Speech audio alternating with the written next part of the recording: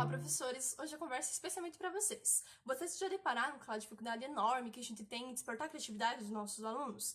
Nós estamos vivendo um momento em que cada vez isso é mais difícil, né? Trazer coisas atrativas, fazê-los pensar, ter interesse. Hoje eu trouxe 3 ideias para vocês de como tornar a aula mais estimulante, despertando a criatividade dos nossos alunos. Então, a pergunta que fica é como que a gente pode estimular os nossos alunos? Você pode começar, por exemplo, a tua aula fazendo uma pergunta. Então, coloca lá no quadro uma pergunta, se possível, bem intrigante, que faça eles ficarem pensando o que você quer com aquilo. Ou uma pergunta simples, no sentido de o que vocês entendem que seja determinada coisa. Coloca a pergunta, dá um tempinho para eles responderem, pede para eles escreverem no caderno. Isso é bem importante porque eles têm um registro e quando a gente está escrevendo, a gente aprende também, ainda mais. E aí depois faz uma conversa rapidinha entre os alunos, pedindo para alguns deles lerem, ou pede para todo mundo, enfim, pergunta quem tem vontade de ler, para que a gente possa começar a discussão a partir do que eles escreveram. Isso é muito legal porque, primeiro, que estimula eles a pensarem, depois a escreverem, depois a falarem e, principalmente, faz com que eles sintam-se parte da aula, porque a partir do momento que você pergunta a opinião deles, o que eles acham sobre, e utiliza os saberes que eles já têm, trazem de casa, aprenderam nos anos anteriores, as experiências que eles já viveram, isso torna a aula muito mais rica, porque possibilita que eles se sintam pessoa, agente, alguém que está participando e fazendo a aula acontecer junto com o professor, e não apenas absorvendo todo o conteúdo. Tá, então é bem legal porque torna a aula mais dinâmica, quebra um pouco essa ideia de aula tão formal, onde ninguém pode falar, onde o aluno não participa. Pelo contrário, você quer saber o que o aluno sabe sobre determinado assunto ou estimulá-lo a pesquisar. Né? Você pode perguntar, por exemplo, o que ele entende como colonização. Como que um povo coloniza ou conquista outro povo? Ou ainda você pode pedir para eles pesquisarem isso e trazerem para a próxima aula. Então passa uma pergunta lá no final da aula, pedem para eles trazerem para outra aula aquilo pesquisado, ou que seja uma resposta pessoal, mas que eles tragam para a próxima aula e aí discutir. Fica a teu critério, você pode fazer um ponto extra a partir disso, enfim. Ou uma nota para compor uma média, enfim.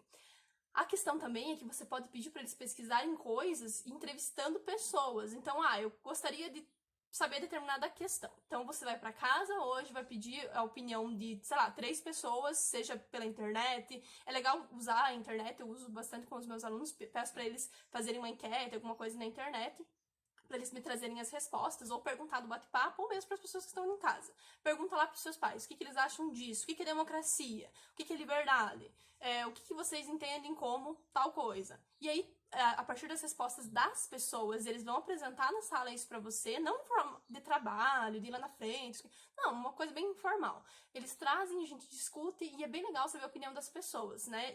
Também a gente pode utilizar bastante esse recurso da internet, pedindo para eles fazerem realmente essas entrevistas e depois gerar um trabalho se for o caso. Então, tudo isso pode ser utilizado para despertar a criatividade dos alunos. Eu fiz uma atividade com os meus alunos sobre o livro do Paul Veyne, que eu inclusive já coloquei um vídeo aqui no canal, quando nosso mundo se tornou cristão.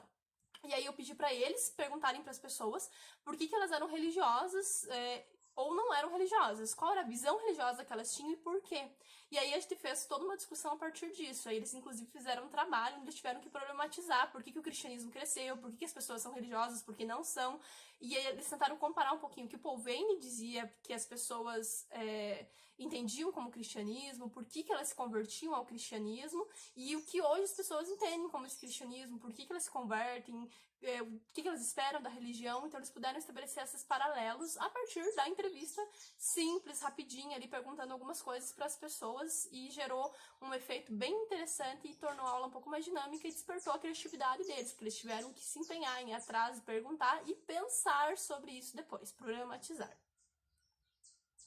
Outra coisa que a gente pode utilizar, e eu gosto bastante de fazer isso, é o uso de fontes em sala de aula. Alguns alunos acham complicado, porque eles têm uma dificuldade em associar o conteúdo que a gente está vendo com aquilo que está na fonte. Só que eu acho que isso enriquece muito, muito o cotidiano da sala de aula. Primeiro porque estimula eles a pensar e relacionar o conteúdo com a fonte. E num segundo momento você ainda pode utilizar isso para avaliá-los. Então, você trabalhou todo um conteúdo lá e agora eles têm que pensar isso na fonte. Falamos sobre a questão dos direitos humanos, vamos ver a Declaração dos Direitos Humanos. O que está escrito lá? O que é direito humano? O que eles entendem como isso?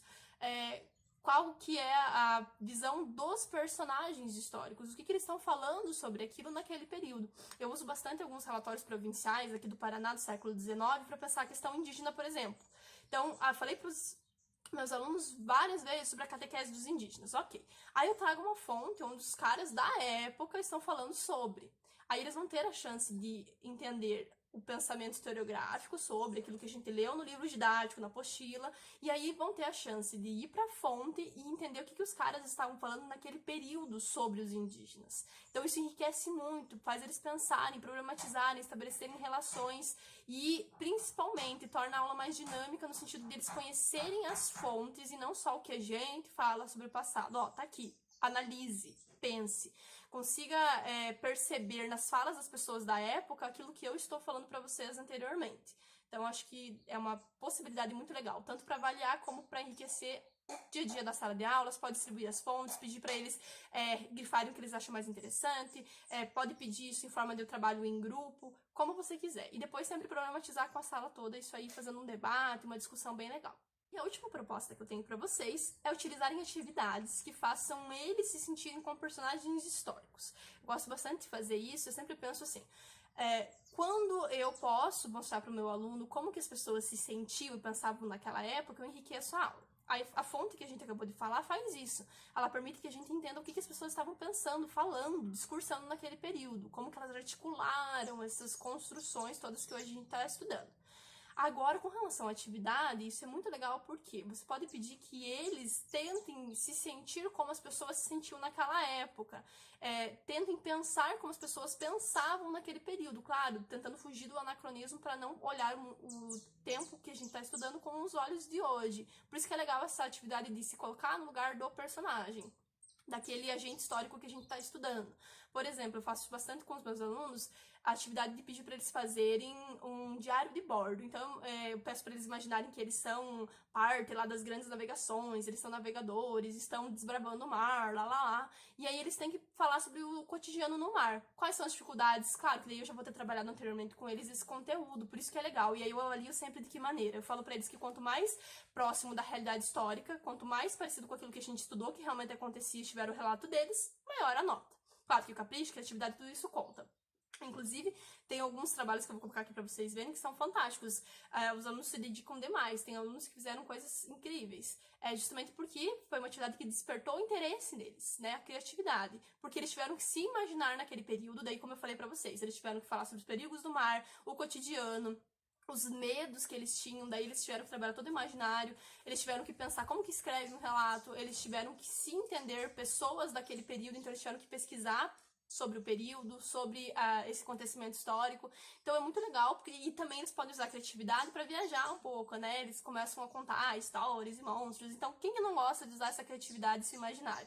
Os alunos se sentiram estimulados e fizeram nesse sentido. Eu também pedi já para eles fazerem relatos de como se eles fossem indígenas na época da colonização, como que eles se sentiram imaginando, né? Imaginando-se indígenas, vendo suas terras colonizadas, conquistadas, povo dizimado, as doenças, todo aquele contexto que a gente sabe que aconteceu, eles tinham que retratar.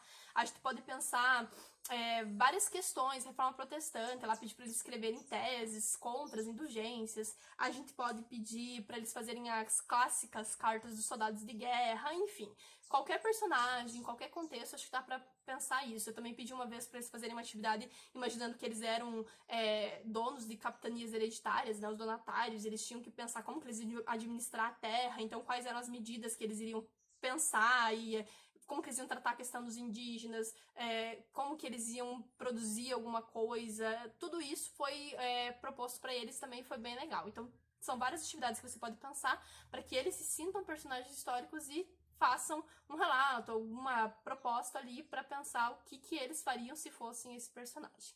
Pessoal, espero que vocês possam utilizar essas 3 ideias e que elas possam ser úteis no dia a dia da sala de aula. Vocês vão perceber que é super simples, são coisas fáceis de serem feitas, a questão da pergunta, a questão das fontes, é uma coisa que tem que estar no cotidiano dos professores. Inclusive, às vezes a gente até encontra nos livros didáticos, mas é legal você imprimir, levar alguma coisa, mandar em PDF, mostrar no site, né? Tem muitos sites que disponibilizam os arquivos digitalizados, enfim. E usar essas atividades diferenciadas que estimulem a criatividade deles muito mais do que fazer uma pesquisa. O que foram as capitanias hereditárias? Não. Você, se tivesse que fazer uma, o que faria? Historicamente, como elas foram feitas? Por que não deu certo? Enfim, programatizar eu acho que é sempre importante e tentar despertar a criatividade dos nossos alunos com certeza para que as nossas aulas sejam mais produtivas e para que eles realmente aprendam e saiam das nossas aulas com a sensação de que eles querem aprender cada vez mais. Até mais!